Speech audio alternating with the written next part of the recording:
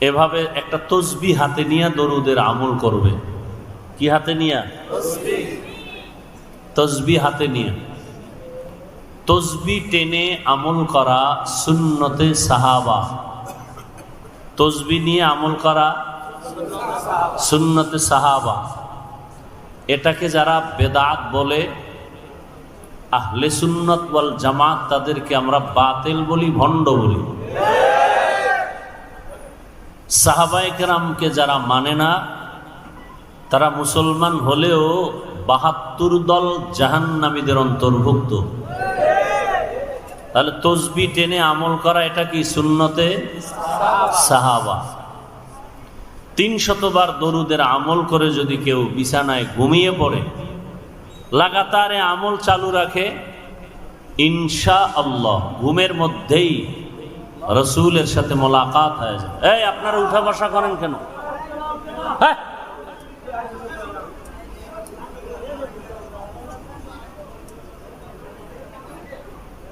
নিজেও ক্ষতি করেন, আমাদেরও ক্ষতি করেন। এমন কপাল নিয়ে দুনিয়াতে আসছেন কেন?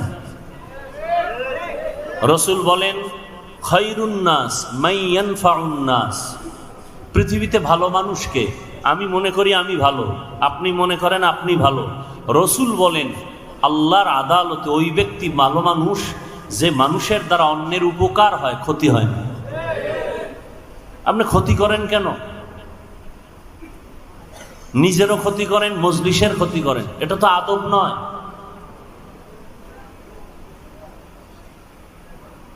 এখানে কাউকে জোর করে আনা হয়েছে?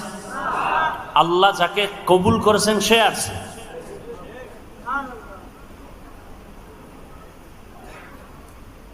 তো ইনশাআল্লাহ দরুদের আমল করব। তো তসবি কিনবেন, যাদের তসবি নেই আজকে থেকে তসবি কিনে সাহাবায়ে কেরামের এই সুন্নতটা আদায় করা শুরু করবেন। আজকে থেকে তসবি কিনবেন, কারণ বাংলাদেশে এই তসবিকে বেদাত বলা হয়। এই ভণ্ডদের এই কথাকে আমাদের প্রমাণ করতে হবে যে এটা সুন্নতে সাহাবা। বুঝে আসছে কথা? তসবি হাতে নিয়ে আমল করবেন। আর এক তসবি তো আল্লাহ হাতের আঙ্গুলের মধ্যে দিয়ে দিছেন। তবে অনুরোধ থাকবে এই ক্ষেত্রে, বাম হাতের আঙ্গুল টেনে আমল করবেন না। অনেকে ডান হাত মাথায় দিয়া নামাজের পরে বাম হাতের করগুলো গুনে গুনে আমল করে। এটা আদব নয়। কি পড়েন আপনি? আমাদের থেকে আমল বেশি করেন। সালাম ফিরাই আমরা ৩ বার কি পড়ি? আস্তাগফিরুল্লাহ, আস্তাগফিরুল্লাহ, আস্তাগফিরুল্লাহ। কি পইরা আস্তাগফিরুল্লাহ পড়তেছি? নামাজ খারাপ জিনিস। খারাপ কিছু করলে আস্তাগফিরুল্লাহ। পড়লাম নামাজ, আস্তাগফিরুল্লাহ কেন? সেজদা দিলাম মালিক রে, আস্তাগফিরুল্লাহ কেন? করলাম ভালো কাজ, আস্তাগফিরুল্লাহ কেন? এই ৩ বার আস্তাগফিরুল্লাহ পড়ার পরে প্রথম আমল, ফরজ নামাজের সালামের পরে দোয়া কবুল হয়। পারলে পড়বেন, বলে যাই ৩ বার এই দোয়াটা পড়বেন, ওয়া উফাউযু আমরি ইলাল্লাহ ইন্নাল্লাহা বাসীরুম বিল ইবাদ। কয়বার? ৩ বার। এরপরে ডান হাতের আঙ্গুলের করগুলো গুনে গুনে 11 বার আল্লাহর একটা ইসিম পড়বেন, ইয়া নূর। কি? 11 বার। কয়বার? বাম হাতে না ডান হাতে? এবার ডান হাতে পড়ে চোখে ফু দিবেন, চোখের পাওয়ার বাড়বে। আর পাওয়ার না বাড়লেও যা আছে তা নষ্ট হবে না। ফু দিবেন কেমনে? বাম হাত দিয়া। এই ডান হাত দিয়ে পড়ে ডান হাতেই ফু দিয়া চোখের উপরে ধরলে ফুটা চোখেই লাগে। এরপরে ডান হাত মাথায় রাখবেন, মাথায় রেখে 11 বার ইয়া কবিয়্যু, ইয়া কবিয়্যু। কতবার? 11 বার। আল্লাহ জেহেনের দরজা খুলে দিবেন, ব্রেন বাড়ায় দিবেন। আরো দোয়া আছে, দোয়ার কি শেষ আছে? তো আমি যেটা বুঝাতে চাই, বাম হাতে নয়, কোন হাতে? ডান হাতে। আল্লাহ তৌফিক দান করেন। তাহলে তসবি কিনবেন, 100 বার আমল করলে এটা হাতে তো আর পারবেন না, তসবিহ লাগবে। দরুদের উপরে কিছু কথা আমলের নিয়তে বললাম, আল্লাহ তৌফিক দান করেন। আপনি হাঁটতে চলতে সবসময় দরুদ শরীফ পড়েন, অনেক লাভ, অনেক লাভ, অনেক লাভ। দোকানে বসে আছেন, দরুদের আমল করেন, হাতে কাজ করেন, পায়ে কাজ করেন, জবানে কাজ আছে, জবানে শুধু দরুদের আমল করেন, বেশি বেশি দরুদ পড়েন, বেশি বেশি দরুদ। দেখবেন আপনার মনে যা চাইবেন আল্লাহ সব রাস্তা খুলে দিবেন। हर के बाशुद आमिले सल्लु मुदम आतिशे दोज़ख शवद बरवाए হারাম। দরুদ পাওয়ারফুল একটা আমল। রিজিকের সমস্যা, দরুদ পড়েন। ঘরে অসুস্থ রোগী, দরুদ পড়েন, সুস্থ হয়ে যাবে। যাদের আয়োজনে আজকের এই প্রোগ্রাম, ওলামা মাশায়েখ আইম্মা পরিষদ বাংলাদেশ কেন্দ্রীয় কমিটির একটি শাখা মাধবদী, আল্লাহ পাক এই পরিষদকে আমভাবে কবুল করেন। এখন এমন একটা পরিস্থিতি যে এখন সবাইকে এক হতে হবে, মাঝখানে কোনো ডিভাইড রাখা যাবে না। দলে দলে ভাগ থাকা এটা ইহুদিদের একটা চক্রান্ত। মদিনাতুল মুনাওয়ারা ইহুদিরা ছিল কর্মচারী হয়ে ঘরে ঘরে কাজ করছে, কাজের লোক। ওরা ছিল কি? কাজের লোক। অবশ্য এখনো ইহুদিরা কাজের লোক। ওরা মাইক বানায়, ফ্যান বানায়। আমাকে এগুলো বানাবার সময় নেই, আমাদের ইবাদতের সময়। ওরা আমগো কাজ করবে, কর্মচারী হয়ে ফ্যান বানাবে, লাইট বানাবে, মাইক বানাবে, আমরা ফ্যানের বাতাস খাবো আর দরুদ পড়বো। আর আমরা টাকা দিব, এই টাকা দিয়ে ওদের পেট চলবে। সারা দুনিয়ার ইহুদি আমাদের কর্মচারী, সারা দুনিয়ার বিধর্মী আমাদের কর্মচারী। আর আমরা কাজ করি আল্লাহ। কার? ইন্না সালাতি ওয়া নুসুকি ওয়া মাহইয়ায়া ওয়া মামাতি লিল্লাহ ওয়া মামাতি লিল্লাহি রাব্বিল